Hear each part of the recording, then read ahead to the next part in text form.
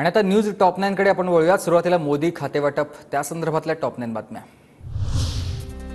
मोदी सरकारचं खातेवाटप जाहीर झालं। अमित शहांना पुन्हा केंद्रीय गृहमंत्रीपद, राजनाथ सिंह यांची संरक्षण मंत्रीपदी वर्णी।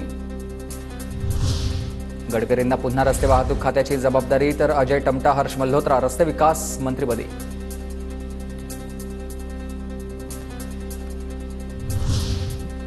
एस जयशंकर पुन्हा परराष्ट्र मंत्रीपदी, तर मनोहर लाल खट्टर यांना ऊर्जा मंत्रीपद।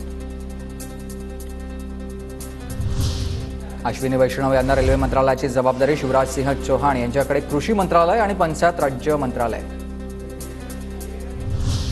पियुष गोयल यांच्याकडे वाणिज्य खातं, किरण रिजिजू यांच्याकडे संसदीय कार्यमंत्री मंत्रालयाची जबाबदारी। मोदी सरकारच्या खातेवाटपात सी.आर. पाटलांकडे जलशक्ती मंत्रालय, तर सीताराम मांझींकडे सूक्ष्म लघु आणि मध्यम उद्योग मंत्रालयाची जबाबदारी। केंद्रीय मंत्रिमंडळामध्ये यंदा खेळ मंत्रिपदाची वर्णी आता चिराग पासवान यांच्याकडे, तर जे.पी. नड्डांकडे पुन्हा आरोग्य मंत्रालय।